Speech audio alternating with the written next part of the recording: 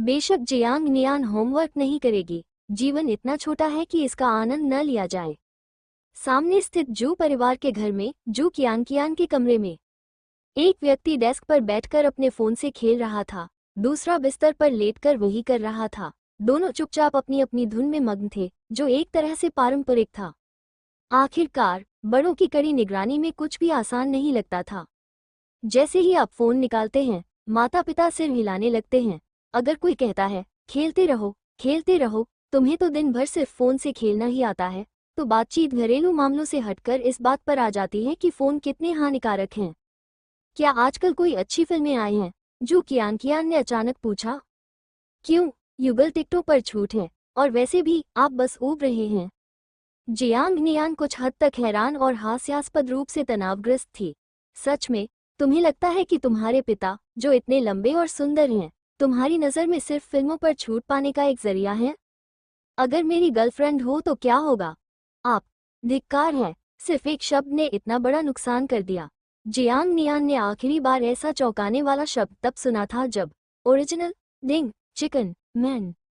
गपशप। जियांग नियान ने आह भरी। मेरा कोई साथी नहीं है, सब औरतें ही हैं जिन्होंने मुझे बर्बाद कर दिया है। बिस्तर पर लेटते ही मैं औरतों के बारे में सोचने लगती हूँ, शंघाई की गृहिणियों के बारे में, नाइजू के बारे में।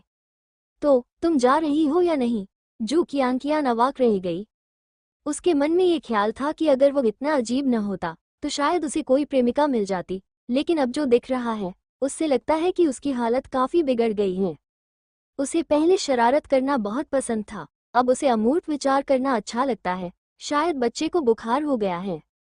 जियांग नियान वास्तव में फिल्म देखने के लिए इतनी उत्सुक नहीं थी, फिर भी वो हिचकिचा रही थी। आखिर एक जोड़े होने का नाटक करना उतना मजेदार नहीं है जितना सुनने में लगता है, खासकर जब जू कियान पूरे समय उदासीन चेहरा बनाए रखती हैं। डिंग, आपकी 38वीं सालगिरह पर आपने सफलतापूर्वक अपना वजन घटाने का सफर शुरू कर दिया है। आधा महीना पहले आपकी अपने बचपन के एक बिछड़े दोस्त से सुखद बातचीत हुई, और इस तरह आपने डेट का निमंत्रण देना शुरू कर दिया। कार्य, जू कियान के साथ एक सुखद मुलाकात पूरी करें। पुरस्कार 30,000 RMB। सिस्टम पैनल पर दिखाई देने वाले संदेश को देखकर जियांग नियान को अचानक अजीब सा महसूस हुआ। ऐसा लगा जैसे ये जीवन का एक सिमुलेशन गेम हो, जिसमें उसका 18 वर्षीय रूप उसके 38 वर्षीय रूप का अनुकरण कर रहा हो। सटीक रूप से कहें तो ऐसा लग रहा है मानो वो किसी दूसरी नियति रेखा से आया हो और 38 साल की उम्र में वापसी कर रहा हो। कम से कम अब जियांग नियान को व्यवस्था की शुरुआत से ही अपने भाग्य का पता था। इसके अलावा और कुछ नहीं। चूंकि शादी असंभव है, इसलिए वो किसी बुरी औरत से शादी नहीं करेगा। हद से ज्यादा कहें तो शादी, पैसा होने के बाद भला कौन शादी करेगा? इनाम पाने के लिए बदमाश बने रहना बेहतर है। जब उसने काफी देर तक कोई प्रतिक्रिया नहीं दी, तो जू कियान ने मुंह फुलाकर मुंह फेर लिया। अगर आप नहीं जा रहे हैं तो भूल जाए। किसने कहा कि मैं नहीं जा रही? जियांग नियान अचानक शर्मा गई और शरारती अंदाज में बोली, तुम कहो, क्या इसे हमारे बीच की डेट माना जाएगा? पहले जू कियान उसे परेशान करने के लिए लात मार देती थी। डेट की तो बात ही छोड़ो। जू कियान उछल पड़ी, उसका चेहरा थोड़ा लाल हो गया। तुम जा रही हो या नहीं? अगर नहीं तो मैं किसी और को ढूंढ लूंगी। ठीक है, हमेशा की तरह तुम नाश्ता खरीद लो और मैं टिकट खरीद लूंगा। जियांग नियान ने अपनी शरारती अदा को छिपाते हुए कहा, मैं घर जाकर चुपके से इलेक्ट्रिक स्कूटर की चाबी ले आता हूँ, सीढ़ियों के पास मेरा इंतजार करना। ये कहते ही वो जाने के लिए मुड़ा, लेकिन अचानक उसे रोक दिया गया। अरे, इस बार मैं स्नैक्स और टिकट दोनों खरीद लूंगी, जू कियान ने अचानक कहा। अगली बार जब तुम्हारे पास पैसे हों तो मुझे वापस कर देना। मेरे पापा ने अभी मुझे कुछ पॉकेट मनी दी है। तुम्हारी हिम्मत कैसे हुई यह सोचने की कि मैं कंगाल हूँ? उसने अपना सिर घुमाया। मेरे पिताजी ने कहा कि आपने आंटी ली की मदद करने में अपना सारा पैसा खर्च कर दिया, शायद अब आपके पास कुछ बचा ही नहीं होगा। उसने धीरे से कहा, उसकी नजरें झुकी हुई थी। उन्होंने मुझसे कहा कि मैं कभी कभी आपकी मदद करूं, ताकि आप भूखे न रहें। सच तो ये है कि डायरेक्टर जू ने मदद करने के बारे में कभी कुछ नहीं कहा। उन्हें पता था कि दोनों के बीच संबंध हमेशा से ही अच्छे नहीं थे, लेकिन ये झूठ किसी भी हालत में उजागर नहीं होने वाला था। ठीक है, तो तुम भुगतान करो। 27,000 की कुल संपत्ति वाले, उतने भी कंगाल न दिखने वाले जियांग नियान ने कहा। किसी और पर निर्भर होकर जीना इस बात से कोई लेना देना नहीं रखता कि आपके पास कितना पैसा है। घर लौट रहे 3 वयस्क लोग बैठक कक्ष में बैठकर काम और जीवन से जुड़े मामलों पर बातचीत कर रहे थे। बीच बीच में 5-6 साल पुरानी बातों पर आहें सुनाई दे रही थीं और माहौल कुछ उदास था। जू कियान की मां के निधन के बाद बूढ़े जू उस सदमे से कभी उबर नहीं पाए। वो दबे पांव घर की ओर बढ़ा। बैठक कक्ष से गुजरते हुए ठीक उसी समय उसने देखा कि ओल्ड जू अपने बिना फ्रेम वाले चश्मे उतार रहा है। उसकी ओर मुड़कर देखने पर उसकी आंखें थोड़ी तिरछी ही रहीं। श्याओ नियान वापस आ गई। उसके चेहरे पर एक बनावटी मुस्कान आ गई जो दुख से जबरदस्ती बनाई गई थी, जिससे उसका चेहरा थोड़ा सख्त लग रहा था। हाँ, मैं इलेक्ट्रिक स्कूटर की चाबी लेकर जू कियान को अपने कुछ सहपाठियों से मिलवाने ले जा रहा हूँ। उसने सू कियान को चतुराई से अपने तुरुप के पत्ते के रूप में इस्तेमाल किया। ली होंग मेई ने अपने मुंह से निकले शब्दों को वापस निगल लिया। चाबी मेरे और तुम्हारे पापा के कमरे में मेज पर रखी है, ज्यादा देर तक बाहर मत रहना। ठीक है। जियांग नियान ने चाबी उठाई और सिर झुकाए बैठक कक्ष से गुजरते हुए उसे कुछ अस्पष्ट शब्द सुनाई दिए। आगे सुनने की इच्छा न रखते हुए वो तेजी से वहां से निकलने लगा। वो अंकल जू की मनस्थिति को समझ नहीं पा रहा था, बस उसे थोड़ी दया आ रही थी। अंकल जू के चेहरे के भाव को याद करते हुए अचानक उसके मन में एक विचार आया, एक बगीचा जिसमें एक लोकाट का पेड़ हो। जियांग नियान ने अपना सिर हिलाया और मन में उठ रहे उलझे हुए विचारों को दूर भगा दिया। वो थोड़ी देर सीढ़ियों पर इंतजार करता रहा, लेकिन जू कियान अभी तक नहीं आई थी। ये हास्यास्पद है। मैजिक डांस गर्ल शो से पहले इस बदलाव में इतना समय भी नहीं लगा था। काफी देर बाद जू कियान नीचे आए। उसने हल्के हरे रंग की पोशाक पहनी हुई थी। उसके सामने खड़ी लड़की के बाल पतले और मुलायम थे और उसने उन्हें पोनीटेल में बांध रखा था। उसका चेहरा अभी पूरी तरह से विकसित नहीं हुआ था। दक्षिणी लड़कियों की तरह उसके गाल गोरे और कोमल थे। उसकी ठुड्डी थोड़ी नुकीली थी, भौहें दूर के पहाड़ों जैसी थी और उसकी छाती भरी हुई और उभरी हुई थी। उसका चेहरा तो पवित्र और सुंदर प्रतीत होता था, लेकिन उसका शरीर असाधारण रूप से सुडौल था। जू कियान को थोड़ा अपराधबोध हुआ। उसे ये भी नहीं पता था कि उसने अनजाने में ड्रेस क्यों पहन ली। ये तो बस एक फिल्म देखने का कार्यक्रम था और कुछ नहीं, और जियांग नियान कोई महत्वपूर्ण व्यक्ति नहीं थी। लेकिन घबराहट और चिंता महसूस करते हुए भी उसने ऐसा किया। इतनी देर क्यों लगा दी? उसने पूछा। उसकी निगाहें उसे काफी देर तक देखती रहीं। ओह, चेहरा धोते समय गलती से मेरे कपड़े गीले हो गए, इसलिए मैंने दूसरे कपड़े पहन लिए। जू कियान ने जानबूझकर बहाना बनाया। वो आसानी से कह सकती थी कि उसने कपड़े बदल लिए थे। क्या कपड़े बदलने में इतना समय लगता है? इंसोल लगाने में तो काफी समय लगा होगा। जूतों के सोल का जिक्र सुनते ही जू कियान का उत्साह तुरंत चकनाचूर हो गया। उसने दांत पीसते हुए और जबरदस्ती मुस्कुराते हुए कहा, तुम जवान हो, तुम्हें अपनी आंखों की जरूरत नहीं है, क्यों न उन्हें खाना तलने में इस्तेमाल करो। मुझे नहीं पता था कि तुम्हारा स्वाद इतना तीखा है। जू कियान। झेनान काउंटी में केवल 2 सिनेमाघर थे, एक दक्षिण में और एक उत्तर में, दोनों शॉपिंग सेंटरों से जुड़े हुए थे। दोनों दक्षिणी मॉल की ओर रवाना हुए। दौड़ शुरू होने में 20 मिनट शेष थे। जू कियान मॉल के बाहर स्थित स्नैक स्टोर में नाश्ता खरीदने गई, जबकि जियांग नियान ने पार्किंग की व्यवस्था की। राष्ट्रीय दिवस पर फिल्म देखने वालों की संख्या काफी थी और टिकट चेक करने वालों ने बैग की जांच नहीं की। कई लोग अपने साथ नाश्ता भी लाए थे। दोनों की मुलाकात टिकट काउंटर पर हुई क्योंकि युगल टिकट वहीं से खरीदने पड़ते थे। कतार में आधे रास्ते में ही जू कियान का चेहरा अचानक भयभीत हो गया और उसने जियांग नियान की आस्तीन खींच ली। क्या? जियांग नियान अपने फोन में व्यस्त था। जू कियान की आवाज कांप रही थी। आगे देखो, जोड़ा चुंबन करने ही वाला है। जियांग नियान, क्या तुम्हारी कोई गर्लफ्रेंड है? क्या मेरा हाथ भी गिनती में आएगा? भाड़ में जाओ। कियान बेहद क्रोधित और शर्मिंदा थी। ऐसे समय में भी तुम मजाक कर रहे हो? जल्दी से कोई हल निकालो। देखो, वो जोड़ा तो पहले से ही एक दूसरे को चूम रहा है। हद है, सबके सामने इतने खुलेआम। जरूर विश्वविद्यालय के छात्र होंगे। जियांग नियान ने हैरानी से कहा। जैसे ही ये शब्द कहे गए, उनके सामने बैठे दोनों छात्र जोड़े पीछे मुड़ गए। थप्पड़। कियान ने अपना चेहरा हाथों से ढक लिया। ये बुखार है। मैंने तुमसे कहा था कि कोई समाधान सोचो, यहाँ लाइव कमेंट्री मत करो। मेरा मतलब है, सिनेमा का नियम है कि चुंबन करने पर 40% की छूट मिलती है। यह नहीं लिखा कि फ्रेंच किस करना ही होगा। जियांग नियान ने अपने अंदर के कोनन को जगाते हुए कहा। पहले जोड़े की कोई खास सनक तो होगी ही। ये सवाल तुमसे किसने पूछा? कियांग गुस्से से फट पड़ी। अगर आप सोचे तो सिर्फ होठों का स्पर्श ही काफी होगा, है ना?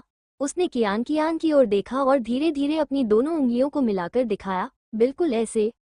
उफ उफ। दोनों ने एक साथ उल्टी करने का नाटक किया और न के बराबर लार को पोंछा। कुछ काम तो अंधेरे में या बिना बत्ती जलाए किए जा सकते हैं, लेकिन सबके सामने, खासकर जब दर्शक चौकन्ने हों, तो इस बात का ख्याल मात्र ही उन्हें असहज करने के लिए काफी था। क्या ये फिल्म अवश्य देखने लायक है? कियान ने पूछा। मैं सहमत हूँ। जियांग नियान ने हाथ उठाया। चलो वापस चलते हैं, फ्रिज में अभी भी तरबूज रखा है। बिल्कुल नहीं। कियान ने दांत पीसते हुए एक मशहूर कहावत दोहराई, हम यहाँ आ चुके हैं, मैंने नाश्ता भी खरीद लिया है, हम ऐसे ही वापस नहीं जा सकते। ठीक है। दोनों ने एक दूसरे की ओर देखा और बातचीत शुरू करने के लिए एक दूसरे के करीब झुक गए। जीभ बाहर मत निकालो, उसने कहा। उन्होंने कहा, पुरानी शिकायतों को मत उठाओ। उन्होंने एक स्वर में कहा, आज के बाद हम इस स्मृति को अपने आप मिटा देंगे, जो भी इसे उठाएगा वह मूर्ख होगा। आपसी सहमति बनने के बाद दोनों शांतिपूर्वक कतार में खड़े हो गए। कियान ने भौहें चढ़ाते हुए कहा, वह जरूर जीभ बाहर निकालेगा और फिर इनकार करेगा, मैं उसे अच्छी तरह जानती हूँ। मैं जियांग नियान पर भरोसा करने के बजाय कुत्ते पर भरोसा करना ज्यादा पसंद करूंगी। वो निश्चित रूप से पुरानी शिकायतों को उठाएगी, 100%। जियांग नियान ने अपना सिर नीचे कर लिया, जमीन की ओर देखते हुए सोचने लगी, कियान बस ऐसी ही मनमौजी है। एक बार फिर उनकी निगाहें मिली और कियान ने बोलने की पहल की। 40% की छूट से $30 से अधिक की बचत होती है। हाँ, लगभग पूरा टिकट ही है, मानो मुफ्त ही मिल रहा हो।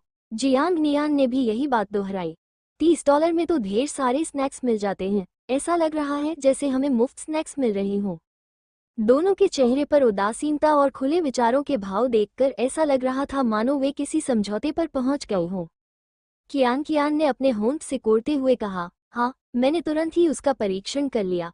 इतने उत्साह से जवाब दे रहे हो, लगता है वो सच में चुंबन करना चाहता है। नन्हा पिल्ला, ये लड़का तो अपनी जीभ बाहर निकालना ही चाहता है। जियांग नियान ने पीछे खड़ी कतार की ओर मुड़कर देखा। अगर वो $30 के लिए मुझे चूमने को तैयार है, तो जरूर कुछ गड़बड़ है। वो अतीत की शिकायतों को कुरेदने के लिए तैयार होगी। चूंकि पुरानी शिकायतें तो उठाई ही जाएंगी, तो क्यों न मैं अपनी जीभ बाहर निकाल दूं, कम से कम मेरा हिसाब तो बराबर हो जाएगा। वो जरूर अपनी जीभ बाहर निकालेगा, इसलिए मैं सीधे पुरानी शिकायतों का जिक्र कर दूंगा। मैं बात को घुमा फिराकर उसे धमका सकता हूँ, उसे बाहर इस बारे में बात नहीं करने दूंगा, और यहाँ तक कि उससे घर के काम भी करवा सकता हूँ। उनके सामने केवल एक ही जोड़ा बचा था, और दोनों ने कर्मचारियों के सामने बेझिझक चुंबन किया। लड़का थोड़ा हिचकिचा रहा था और अपना मुंह पोंछ रहा था। इतनी जल्दी? कियान अवाक रह गई। उसने जो मानसिक तैयारी की थी, वो कागज की पतली दीवार जितनी नाजुक थी। उसने इसे कुत्ते द्वारा चाटे जाने जैसा समझने की योजना बनाई थी, लेकिन जब वास्तव में इसे सार्वजनिक रूप से करने की बारी आई, हालांकि कपल्स हॉल आम लोगों से अपेक्षाकृत दूर था, लेकिन पीछे का हिस्सा युवा जोड़ों से भरा हुआ था। लेकिन इस तरह की चीजें करना, जियांग नियान भी बेहद घबराया हुआ था। मन ही मन सोच रहा था कि जीभ बाहर निकाले या नहीं। इससे पहले कि वो कुछ सोच पाता, कर्मचारियों के भावहीन चेहरे ने उसकी ओर देखा। जैसे जैसे जियांग नियान करीब आती गई, कियान का दिमाग सुन्न हो गया। पॉप की आवाज के साथ एक निचोड़ने वाली जेली का सफेद ढक्कन खुल गया। सिनेमा हॉल के साउंड सिस्टम की तेज आवाज में वह ध्वनि दब गई, क्योंकि आसपास की रोशनी प्रोजेक्शन स्क्रीन के साथ झिलमिला रही थी। सिप सिप, कियान ने सुना, उसकी पलकें फड़क रही थीं। राष्ट्रीय दिवस पर रिलीज हुई इस फिल्म की बिक्री जबरदस्त रही और सिनेमाघरों में लगभग 60% सीटें भरी हुई थीं। एक नज़र डालने पर पता चला कि सिनेमाघर लगभग पूरी तरह से युवा जोड़ों से भरा हुआ था। ये फिल्म काफी अच्छी है। उसने बगल में बैठी कियान की ओर देखने के लिए अपना सिर घुमाया। लड़की की पलकें हल्की सी फड़फड़ाई। उसने किसी की निगाहों को नजरअंदाज कर दिया।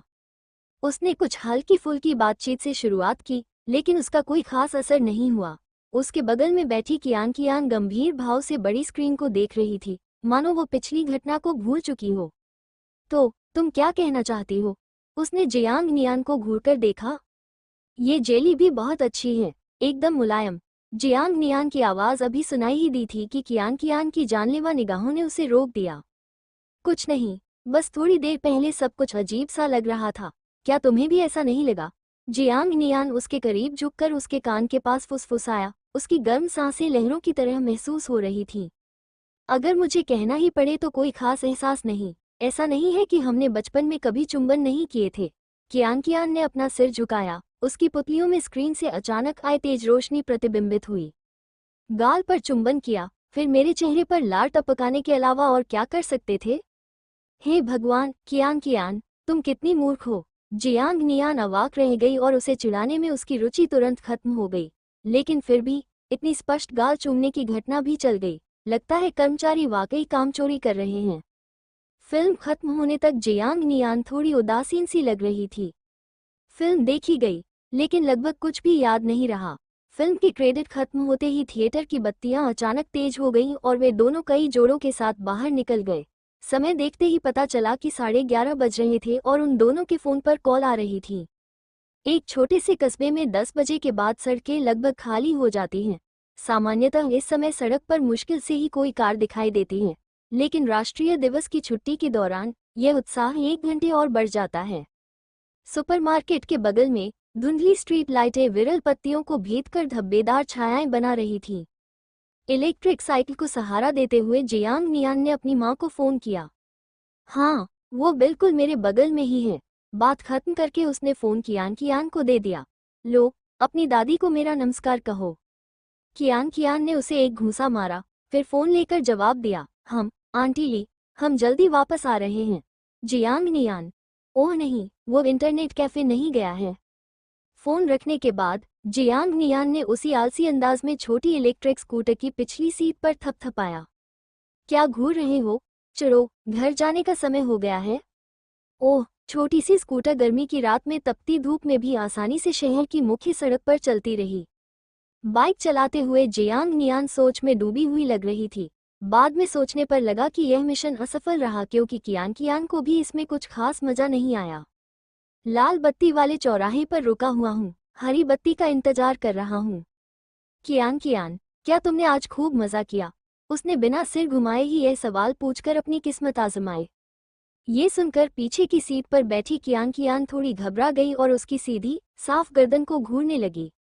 तुम ये क्यों पूछ रहे हो? कुछ खास नहीं, बस पूछ रही थी। जियांग नियान ने जवाब दिया, एक सीधे सादे दोस्त के लिए चिंता दिखाना, ताकि उसका नैतिक सुधार हो सके। मजा नहीं आया? खुश होने की क्या बात है, अगली बार मैं तुम्हारे साथ नहीं जाऊंगा। एक झंझनाहट के साथ एक सिस्टम पैनल खुल गया। कार्य, कियान के साथ एक आनंददायक डेट बिताएं। पुरस्कार 30,000 RMB पूर्ण। जियांग नियान की पलकें फड़क उठी और वह अचानक उसकी ओर देखने के लिए मुड़ गया। तुम मुझे क्यों देख रहे हो? कियान ने भौहें चढ़ाते हुए कहा। हैरान हो गए? हरी बत्ती है और तुम अभी भी हिल नहीं रहे हो, या तुम्हें झटका लगा है? चिंता मत करो, अगली बार तुम्हें इसकी आदत हो जाएगी। उसके चेहरे पर एक अजीब सा भाव था। उसने बस एक ओह की आवाज निकाली, जिससे कियान ने अपने दांत पीस लिए। ओह ओह ओह, मेरा पैर, हाँ बिल्कुल। ओह, फिर से, और मैं अपने 30 नंबर के जूतों से तुम्हारे 42 नंबर के चेहरे पर लात मारूंगा। छोटा स्कूटर फिर से चालू हो गया और जियांग नियान ने उत्सुकता से एक सवाल पूछा। तुम खुश नहीं हो, फिर भी मेरे साथ फिल्म देखने आए? मुझे मूर्खों के साथ खेलना पसंद नहीं है, लेकिन अगर तुम हो मेरे दोस्त, कियान ने कार की पिछली सीट पर अपने फोन से खेलते हुए कहा, भले ही तुम मंदबुद्धि हो, मैं फिर भी तुम्हारे साथ समय बिताऊंगी। जियांग नियान ने ताना मारते हुए कहा, कितना नखरे वाला छोटा बच्चा है। बीप बीप, इलेक्ट्रिक बाइक नीचे आकर रुक गई और दोनों एक एक कदम करके सीढ़ियां चढ़ने लगे। उंगलियों की एक हल्की सी चटक के साथ ही आवाज से सक्रिय होने वाली नारंगी रंग की सीढ़ी की बत्तियां दीवार पर अपनी परछाई डालने लगीं। दरवाजे पर अलग होने से पहले जियांग नियान ने अचानक उससे कहा, तुम्हारा चेहरा काफी कोमल है। कियान के दरवाजा खोलने की कोशिश थम सी गई, मानो वो किसी फ्रेम में अटक गई हो। उसकी आंखें एक पल के लिए अनंत रूप से सिकुड़ गई। लगभग तुरंत ही उसका पूरा शरीर गर्म हो गया और उसकी धड़कन तेज हो गई। वो पीछे मुड़ी, लेकिन सामने वाला दरवाजा बहुत पहले ही बंद हो चुका था। कियान दरवाजे पर रखे जूते रखने वाले कैबिनेट के पास कुछ देर रुकी रही, फिर सामान्य हो गई। बैठक का कमरा खाली था और उसके पिता के कमरे की बत्तियां पहले ही बंद कर दी गई थी, जिसकी उसे लंबे समय से आदत थी। उनकी मां का निधन कई साल पहले हो गया था और घर ठंडा और सुनसान रहता था। ज्यादातर समय वो घर पर अकेली रहती थी और हाई स्कूल की व्यस्त जिंदगी के कारण वो अपनी सारी ऊर्जा पढ़ाई में लगाती थी, जिससे धीरे धीरे उसमें अकेलेपन की भावना कम होने लगी। उसने आखिरी बार अपनी मां का सपना शायद 1 साल पहले देखा था। नव वर्ष की पूर्व संध्या पर जियांग नियान के घर से भोजन करने के बाद लौटने पर वो धुंधली बालकनी पर अकेली खड़ी रही, पतले कपड़े पहने हुए और पास की इमारत की जगमगाती रोशनी और खुशहाल परिवारों को देखते हुए वो वहां 1 घंटे तक खड़ी रही। रात के दूसरे हिस्से में उसे सचमुच बुखार आ गया। बेहोशी की हालत में उसे महसूस हुआ कि किसी ने उसके माथे को छुआ है। उसकी मां बिस्तर के पास बैठी थी, उसका हाथ धीरे से पकड़े हुए पूछ रही थी कि उसने दवा क्यों नहीं ली। वो बोलना चाहती थी लेकिन बोल नहीं पा रही थी, बस रोती रही। वो बस अपनी माँ को बताना चाहती थी कि इन सालों में उसकी हालत कितनी खराब रही है, हर साल बुरा रहा है। वो सपने से जाग उठी, लेकिन वो कभी भी यह बात कह नहीं पाई। समय ने सब कुछ धुंधला कर दिया था और अब वो अपनी माँ के बारे में शायद ही कभी सोचती थी। कभी कभार जब वो सोचती थी तो वो सुखद यादें होती थी, जिसे वो एक अच्छा संकेत मानती थी, क्योंकि किसी व्यक्ति को लगातार रोते नहीं रहना चाहिए। उसने बाथरूम में गर्म पानी से स्नान किया। नहाने के बाद जू कियान ने अपने परीक्षा पत्र खोले और कुछ देर तक उन्हें देखती रही। 7-8 प्रश्न हल करने के बाद उसे धीरे धीरे नींद आने लगी। वो बाथरूम जाने के लिए उठी, वापस आए, अपने शयन कक्ष का दरवाजा खटखटाकर बंद किया और बत्ती बंद कर दी। बिस्तर पर लेटी हुई जू कियान ने अपनी आंखें बंद कर ली, सपनों की दुनिया में प्रवेश करने की तैयारी करते हुए। 1 घंटे बाद घोर अंधेरे कमरे में जू कियान अचानक बिस्तर पर उठ बैठी। असंभव, क्या वो पागल है? जू कियान रजाई को गले लगाते हुए बिस्तर पर लोटपोट हो रही थी। उसके दांत किटकिटा रहे थे। जियांग नियान, मैं तुम्हें कल मार डालूंगी, जाकर मर जाओ। अचानक वो करवटें बदलना बंद कर दी, रजाई को गले लगाकर बिस्तर पर जम गई। उसकी आंखें चौड़ी खुली हुई थीं क्योंकि उसे उस समय की स्थिति याद आ रही थी। उस समय उसका दिमाग बिल्कुल खाली था। उसका चेहरा उसके चेहरे के बिल्कुल सामने था और वह उसके गालों के डिंपल वाले हिस्से पर चुंबन करने के लिए तैयार था। भले ही उसने 0.01 सेकंड में ही हाथ छोड़ दिया, लेकिन सुन्न पड़े कर्मचारियों को इसकी परवाह नहीं थी। लेकिन पागल, ये सब पागल हैं। पहले हाथ पकड़ने पर 7.5 की छूट मिलती थी। किसने कहा कि गतिविधि को अपग्रेड करो? तुम्हारी 1 पॉइंट की कम छूट की किसे परवाह है? तुम सब लोग निकल जाओ। उसने खुद भी आवेग में आकर सहमति देकर मूर्खता की थी। काफी देर तक थकी हारी जू कियान बिस्तर पर लेटी रही और अंत में पूरी तरह फैलकर सो गई। घोर अंधेरी छत को घूरते हुए उसकी छाती लयबद्ध रूप से ऊपर नीचे हो रही थी, फिर भी वो शांत नहीं हो पा रही थी। रजाई में लिपटी करवट लेकर सो रही जू कियान को अचानक कुछ सुन्नपन महसूस हुआ। क्या लड़के की सांसें ऐसी ही होती हैं? थोड़ी गर्म, थोड़ी अजीब, अवर्णनीय। जब वे बच्चे थे तब उनके बीच अच्छे संबंध थे और गाल पर एक चुंबन देना कोई असामान्य बात नहीं थी, लेकिन वर्षों से उनके रिश्ते में खटास आ गई थी। सौभाग्य से केवल उसके गाल पर ही चोट लगी, वरना उसे सच में नहीं पता होता कि जियांग नियान का सामना कैसे करना है। लेकिन क्यों जियांग नियान? उसने अपने गुलाबी मुलायम खिलौने पर मुक्कों की बौछार कर दी, एक के बाद एक। जियांग नियान, तुम बहुत ही नीच हो। तुम्हारे चलने से तो केचुए भी 2 हिस्सों में बंट जाते हैं। क्यों? क्या ये उसी ने किया?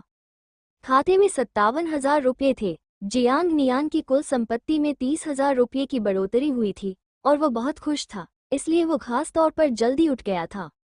अगर उसके भाग्य में कोई विपत्ति आती है तो वो चाहेगा कि वो एक पोश कार हो। एक धुन गुनगुनाते हुए वो नीचे नाश्ता लेकर आया और 2 हिस्से जू कियान के घर के दरवाजे पर रख दिए। प्यारी कियान की कृपा से उसे 30,000 की कमाई हुई, मानो उसे कोई तोहफा मिल गया हो। जहां तक सिस्टम की बात है, जियांग नियान ने इसके बारे में ज्यादा नहीं सोचा था। जी लो, तुमसे बेहतर जी कौन सकता है? आखिर जवानी और धन दौलत ही तो खुशी देती है। जब पैसा हो तो सिस्टम के सहारे जिंदगी की ऊंचाइयों तक पहुंचने के लिए जिंदगी से जुआ कौन खेलना चाहेगा? इसे भूल जाइए, उसके लिए तो यह व्यवस्था महज पैसे कमाने का खेल थी। कौन जाने पहले क्या होगा, कल या फिर कुछ अनहोनी। थोड़ी देर के लिए निश्चिंत हो जाइए, बस एक पल का फर्क है। अभी तक ओल्ड जियांग की कठिनाइयों का सामना नहीं किया है, पहले ओल्ड जियांग की समृद्धि का आनंद ले रहे हैं। 38 वर्षीय ओल्ड जियांग नियान के लिए 30,000 का इनाम शायद उनकी मौजूदा समस्या का समाधान करने के लिए काफी हो, लेकिन 18 वर्षीय जियांग नियान के लिए यह इनाम कभी खत्म नहीं होने वाला। पहले कड़वाहट का अनुभव होना जरूरी नहीं कि बाद में मिठास भी लाए। शुरुआत में मिलने वाली मिठास ही सच्ची मिठास होती है। समझदार लोग पहले दुनिया का आनंद लेते हैं। सुबह जिम में लेग वर्कआउट के दौरान सिस्टर झाओ वहां नहीं थी। दोपहर में घर में ही बंद रहा। अगले दिन वो उठ भी नहीं पा रहा था, उसके पैर बुरी तरह दुख रहे थे। कुछ दिनों तक शांत रहने के बाद जू कियान पहले जैसी ही लग रही थी। दरवाजे पर खड़ी होकर उसने उत्सुकता से उसकी ओर देखा। उसके चेहरे पर ऐसा भाव था मानो वो किसी कमजोर व्यक्ति को देख रही हो। उफ, बस इतना ही? क्या तुम ये कर सकती हो, जियांग नियान? तुम्हें समझ नहीं है, बकवास मत करो। जियांग नियान सावधानी से खड़ी हुई और गंभीरता से बोली, ये भविष्य में निवेश है। अगर तुम अपने पैरों को मजबूत नहीं करोगे तो सिर्फ पेट ही भर पाओगे। जू कियान अपने कमरे के दरवाजे से टिककर खड़ी हो गई, मानो कुछ सोच रही हो। घर में किसी के न होने की पुष्टि करते हुए उसने एक रहस्यमय मुस्कान दी। आपको पता है, अगर आप पैरों की बहुत ज्यादा कसरत करते हैं तो आप चाहेंगे कि। जियांग नियान के चेहरे का भाव एकदम बदल गया। तुम मेरी निगरानी कर रहे हो? हाँ हाँ, किसे परवाह है। कियान ने अपना सिर घुमाया, अपने पेपर पर काम करने के लिए घर चली गई और जाने से पहले उसने कहा, किसी को याद दिला देना कि आज रात क्लास है। रात को सेल्फ स्टडी करना मत भूलना। शाम, झेनान मिडिल स्कूल के छात्र रात के स्व अध्ययन सत्र के लिए सुस्ती से स्कूल लौटे। कुछ ही छात्र ऐसे थे जिन्होंने 3 दिन की छोटी छुट्टी के बाद पहली रात के स्व अध्ययन के लिए या तो छुट्टी ली या सीधे उसे छोड़ दिया। जियांग नियान उनमें से नहीं थी। तेज रोशनी से जगमगाता कक्षा कक्ष, ओलंपिक प्रतियोगिता, कक्षा 3, रात के समय स्व अध्ययन के दौरान पहले पीरियड का ब्रेक। उसने ऊपर देखा और चारों ओर नजर घुमाई। कक्षा से लगभग 1 दर्जन छात्र अनुपस्थित थे। कुछ छात्र शहर की शटल सेवा के कारण नहीं आ पाए, कुछ ने बीमारी की छुट्टी ले रखी थी और कुछ यात्रा से वापस नहीं लौटे थे। कक्षा में लगभग आधे छात्र छात्रावास में रहने वाले थे और दोनों समूहों के बीच संबंध आपस में घुल-मिल गए थे। कुल मिलाकर आने जाने वाले छात्रों और छात्रावास में रहने वाले छात्रों के पास बातचीत करने के लिए और भी बहुत कुछ था। अवकाश का समय काफी चहल पहल भरा था, हर कोई बातें कर रहा था। आगे खड़ी लड़की झांग निंगजी बार बार अपना सिर पीछे की ओर घुमाकर उत्सुकता से जियांग नियान की ओर देख रही थी। उसने क्यूक्यू स्पेस पर झांग निंगजी की डाली की राष्ट्रीय दिवस यात्रा देखी थी। बस कुछ ही लोगों ने उसे लाइक किया था। शायद उसके ज्यादा दोस्त इसे नहीं देख पाए होंगे और वो बस संयोगवश उन दोस्तों के समूह में शामिल था। थोड़ा सोचने के बाद जियांग नियान ने कुछ देर के लिए उसका मनोरंजन करने का फैसला किया। अरे, तुमने राष्ट्रीय दिवस पर क्या किया? जियांग नियान ने एक सामान्य व्यक्ति की तरह व्यवहार किया। कक्षाएं शुरू हुए 2 दिन हो गए हैं और राष्ट्रीय दिवस की 3 दिन की छुट्टी होने के बावजूद आपने नई कक्षा में अभी तक कोई दोस्त नहीं बनाया है। सामाजिक घबराहट कुछ ज्यादा ही हो रही है। क्या आपके परिवार का कोई सदस्य कक्षा में है? या फिर क्या क्लास टीचर आपका चचेरा भाई बहन है? झांग निंगजी बिल्कुल एक विशिष्ट सामाजिक रूप से चिंतित व्यक्ति है, जो अकेले चलते समय निश्चित रूप से अपने फोन से खेलती है, बार बार विभिन्न ऐप खोलती हैं और बहुत व्यस्त होने का नाटक करती हैं। इसका इस्तेमाल हर किसी से नज़रें मिलाने से बचने के लिए किया जाता है और वॉइस कॉल करने के बजाय टेक्स्ट मैसेज करना बिल्कुल पसंद किया जाता है। खाना ऑर्डर करना चाहती थी लेकिन वेटर ने उसे देखा तक नहीं, इसलिए वो 10 मिनट तक मन ही मन तैयारी करती रही। आखिरकार उसने हिम्मत जुटाकर धीरे से कहा, हेलो, क्या मैं कुछ पूछ सकती हूँ? शौचालय जाने पर, जब तक शौचालय में कोई मौजूद है, एक लड़की तब तक पेशाब करने में असमर्थ। मैं अपने माता पिता के साथ डाली गई थी और मैंने एरहाई झील देखी। झांग निंगजी को आखिरकार बात करने के लिए कोई परिचित मिल गया और वो युवती बेहद उत्साहित लग रही थी। आप कैसे हैं? जियांग नियान को सामाजिक रूप से चिंतित नहीं माना जाता है, लेकिन जब उसे इस तरह के एक सरल प्रतिप्रश्न का सामना करना पड़ा तो वह फिर भी कुछ सेकंड के लिए हिचकिचाया। तुम डाली के पास गए। मैंने 3 दिन घर पर ही वासना पर विजय पाने में बिताए, बिना किसी मठ में जाए। है ना कमाल की बात? इच्छाशक्ति में 99% भोले भाले हाई स्कूल के लड़कों को पीछे छोड़ने की उपलब्धि के लिए बधाई। उसने इस बारे में सोचा और फिर बोला, पढ़ाई कर रहा हूँ। एक वाक्य बोलते ही माहौल एकदम शांत हो गया और झांग निंगजी ने असहजता से विषय बदल दिया। आपने मिडिल स्कूल कहाँ से किया था? फर्स्ट हाई या सेकंड हाई? जियांग नियान सोचने लगी, क्या मेरा प्रदर्शन देखकर ऐसा लगता है कि मैं फर्स्ट हाई स्कूल से निकली हूँ? Second high? वाह, मैं भी सेकंड हाई स्कूल में थी। तुम्हारी क्लास टीचर कौन थी? झांग निंगजी को खुशी थी कि बातचीत जारी रह सकी। उसने जियांग नियान के अजीबोगरीब हाव-भाव पर ध्यान नहीं दिया। अच्छा, अब आप मेरे क्यू सत्यापन प्रश्नों के सभी उत्तर बताने वाले हैं। ठीक है, ठीक है। क्या आप मेरा अकाउंट हैक करने की योजना बना रहे हैं? अरे, माफ कीजिए, मेरा मतलब वो नहीं था। झांग निंगजी शर्मा गई और धीरे से माफी मांगते हुए बोली, मेरी क्यू सत्यापन की क्वेरी ये नहीं थी, इसलिए मुझे पता नहीं चला। जियांग नियान डेस्क पर लेटा हुआ था, अपने सिर को हाथ से सहारा देते हुए वो उसकी ओर देख रहा था। उसके होठों पर हल्की सी मुस्कान थी। छोटी जीजी को चिढ़ाना वाकई बहुत आसान है, वो इतनी आसानी से शर्मा जाती है। अगर मैं आज रात उसके घर जाने के बाद कुछ शरारती बातें कहूँ, तो शायद वो पूरी रात सो नहीं पाएगी, है ना? जियांग नियान, उसे तंग करना बंद करो। एक मासूम चेहरे वाली लड़की पास आकर झांग निंगजी के बगल में खड़ी हो गई और बोली, मैं अब और बर्दाश्त नहीं कर सकती। याओ बेई उस तरह की शख्सियत हैं जो मंच पर बोलते समय बेहद शर्मीली होती हैं, फिर भी ऑनलाइन टिप्पणियां ऐसी करती हैं जैसे उन पर किसी विकृत मानसिकता का साया हो। हे, आसमान ने मुझे गाली दी और मैं बीच वाली उंगली पर बैठ गया। वो अब भी हंस रही है, लेकिन उसकी निजी बातचीत लोगों के दिमाग को पीले रंग से रंग देती है। उसकी अनोखी बबल गम फुलाने की तकनीक के कारण जियांग नियान ने कक्षा में अपना फोन निकालकर उसे क्यू पर जोड़ने का जोखिम उठाया। इस तरह की लड़की से बात करते समय आमतौर पर पहले 2 वाक्य सामान्य होते हैं, लेकिन तीसरे वाक्य तक आते आते आपको जोखिमों को नज़रअंदाज करना शुरू कर देना चाहिए और सुनना जारी रखना चाहिए। जियांग नियान ऐसा ही है, वो तीसरे वाक्य तक आते आते आपको भ्रमित कर देगा, उसकी सहपाठी ली हुआ ने कहा।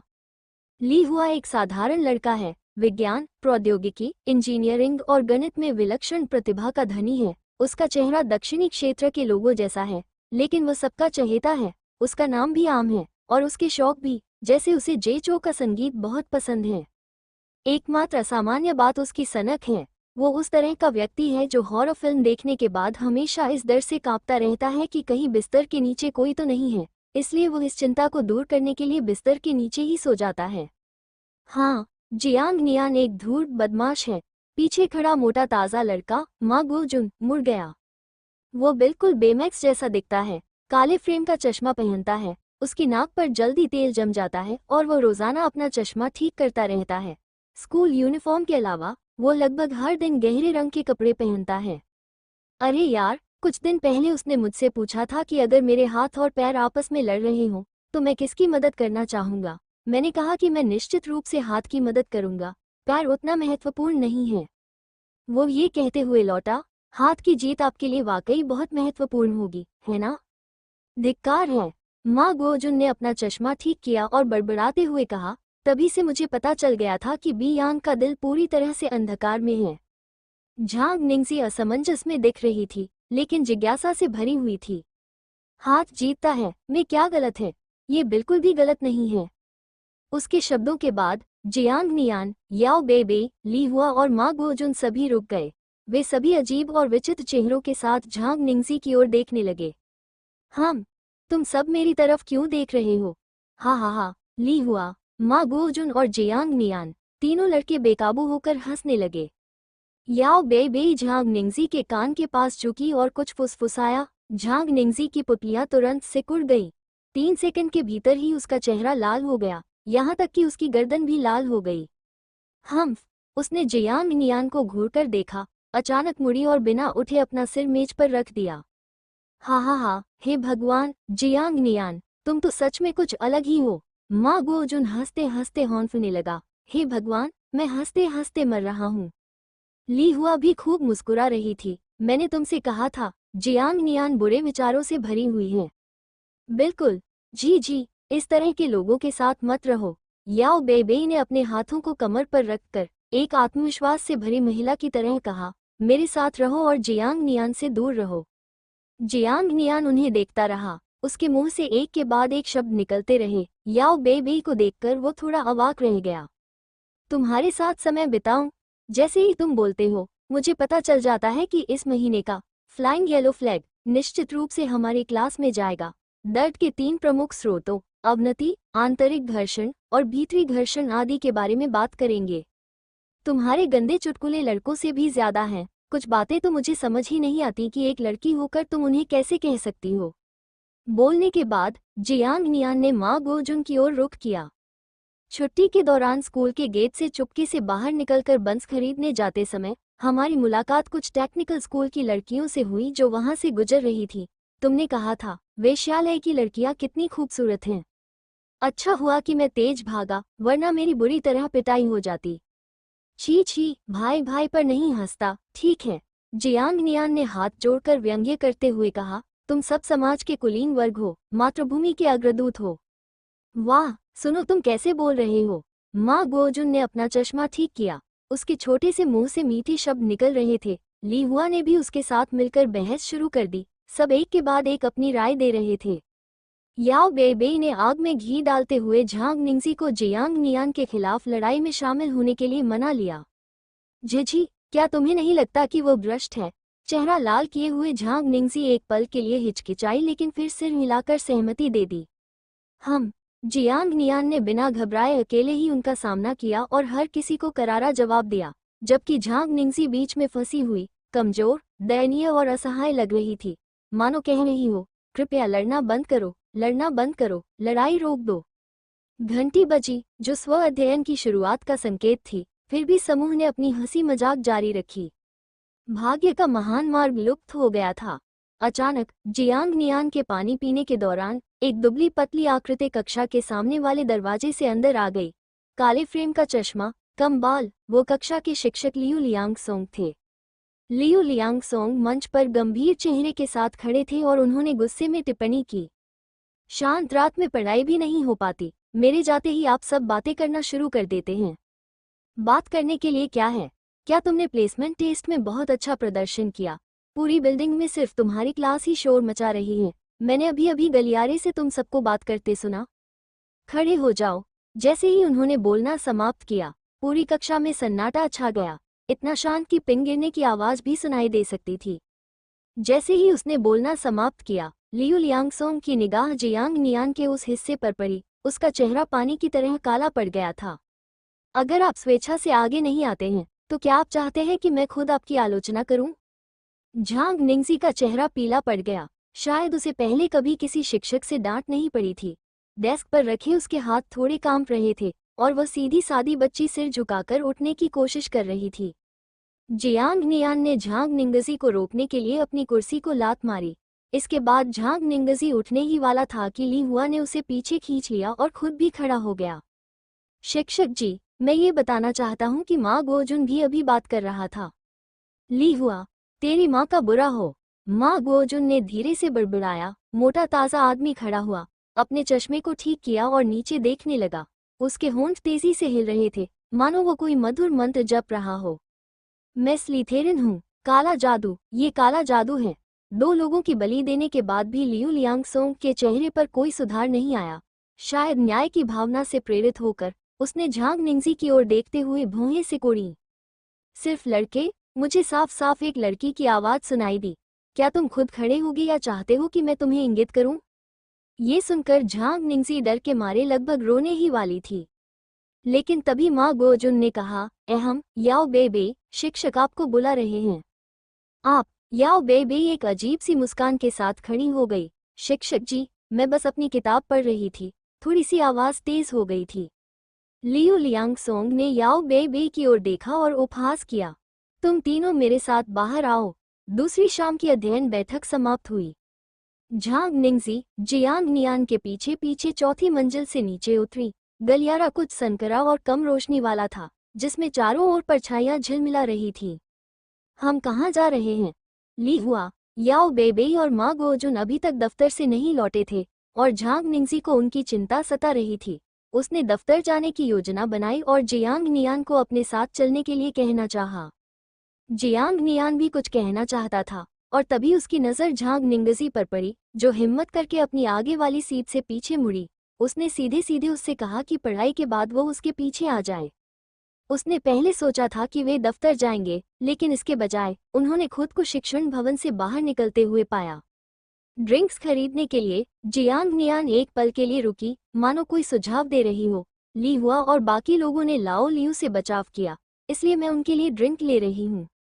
ओह, झांग निंगजी थोड़ी उलझन में थी। जल्दी से बात संभालते हुए फुसफुसाते हुए बोली, पहले मैं वास्तव में उठने वाली थी, मैंने देखा, लेकिन बेहतर होगा कि तुम ऐसा न करो। जियांग नियान ने कहा, मैंने तुम्हें ये बताने के लिए तुम्हारी कुर्सी पर लात मारी कि ऐसा मत करो, मैं खुद खड़ी हो जाऊंगी। क्यों? वे दोनों भीड़ के साथ बाहर निकल गए और तेजी से उस जगमगाती स्कूल की इमारत को पीछे छोड़ गए। तुम अभी अभी कक्षा में आए हो, अच्छे अंक लाती हो और बहुत जल्दी बुरा मान जाती हो, उसने अपने बगल में चल रही लड़की की ओर मुड़ते हुए कहा। इमारत से आती रोशनी उसकी आंखों में प्रतिबिंबित हो रही थी, जिसमें चमक और मंदता का मिश्रण था। नई कक्षा में शिक्षक द्वारा अचानक बुला लिए जाने से बुरा प्रभाव पड़ सकता है। आपको यहाँ एक और साल रहना है। आप इसे कैसे संभालेंगे, मुझे परवाह नहीं है। याओ बेबेई और ली हुआ, माँ गुओजुन का क्या हम ऐसा करके उनके साथ विश्वासघात कर रहे हैं? झांग निंगजी को असहजता महसूस हुई, फिर भी वह विश्वासघात शब्द का प्रयोग करना जानती थी। बिल्कुल इसके उलट, मैं उठने ही वाली थी, लेकिन ली हुआ ने मुझे पीछे खींच लिया, जियांग नियान ने बताया। उन्होंने हमारी शिकायत भी नहीं की, इसलिए अब हम ड्रिंक्स ले रहे हैं। उनका क्या होगा? उनके अच्छे अंक हैं और वे इन मामलों में काफी उदार हैं। वे अब भी दफ्तर में अन्य शिक्षकों से बातचीत कर सकते हैं, इसमें कोई बड़ी बात नहीं है। जियांग नियान ने गौर किया कि झांग निंगजी इन मामलों में काफी उदासीन लग रही थी। झांग निंगजी ने सावधानी से जियांग नियान की ओर देखा और उसकी सीधी, आइसक्रीम स्टिक जैसी पीठ पर ध्यान दिया। उसकी गर्दन साफ थी, बाल काले थे और उसका चेहरा कुछ हद तक उदासीन था। उसके बगल में चलते हुए झांग निंगजी को ऐसा लग रहा था मानो वो किसी महत्वपूर्ण व्यक्ति के साथ चल रही हो। वो बहुत धैर्यवान था और उस जैसी अनभिज्ञ व्यक्ति को धीरे धीरे बातें समझाता था। इस भावना ने उसे बहुत सुरक्षित महसूस कराया और उसे सूक्ष्म रूप से यह आभास हुआ कि वह नई कक्षा में कुछ दोस्त बना सकती है। वो इसमें वाकई बहुत अच्छा है। झांग निंगजी ने उत्सुकता से पूछा, क्या लड़के स्वाभाविक रूप से दोस्त बनाने में अच्छे होते हैं? जियांग नियान ने उसकी ओर एक नज़र डाली। जरूरी नहीं, मेरे पास अनूठी अंतर्दृष्टि है। मैंने पहले एडवांस फ्रेंडशिप एकेडमी में कुछ प्रशिक्षण प्राप्त किया है। क्या सचमुच ऐसा कोई प्रशिक्षण कार्यक्रम है? लड़की आश्चर्यचकित रह गई। क्या तुम दोस्त बनाना सीखना चाहते हो? उसने पूछा। हाँ हाँ, जैसे जैसे सुविधा स्टोर नजदीक आता गया, जियांग नियान ने अपनी चाल धीमी कर ली और गंभीरता से बोलने लगा। दोस्ती करने का आधार आपसी विश्वास है। उदाहरण के लिए, अगर मैं आपकी पीठ धोने की पेशकश करूं, तो आपको केवल धन्यवाद कहना चाहिए, न कि चिल्लाकर पूछना चाहिए कि आप यहाँ कैसे आ गए, या ऐसा कुछ। झांग निंगजी, क्या सच में स्कूल में तुम्हारा कोई अपना नहीं है जिसकी तुम्हें परवाह हो? जियांग नियान उदासीन था। वो केवल परिचितों के साथ ही इस तरह का मजाक करता था, क्योंकि अजनबी उसे सचमुच मूर्ख समझ लेते। चलो चलते हैं, हम सब उनके लिए एक एक बोतल खरीदते हैं और अपने लिए भी एक लेना याद रखना। ओह, जैसे ही वो भीड़भाड़ वाली दुकान में दाखिल हुई, उसे अचानक एक समस्या का एहसास हुआ। जियांग नियान, उन्हें कौन से पेय पसंद हैं? बस मेरे पीछे आओ और 2 बोतल आइस टी और 1 बोतल संतरे का रस खरीद लो, उसने कहा। मैं स्प्राइट ले आऊंगा, तुम जो चाहो ले लो। टोंगटियन दाई के साथ, ये समस्याओं को तेजी से हल करने जैसा है, बस होमवर्क की नकल करना। भीड़भाड़ वाली किराना दुकान में भीड़ के दूसरी तरफ जू कियान नाश्ते के सेक्शन में हिचकिचा रही थी। तभी उसे धुंधली सी जियांग नियान की आवाज सुनाई दी। उसने अचानक अपना सिर घुमाया, लेकिन महसूस किया कि वह जियांग नियान नहीं था।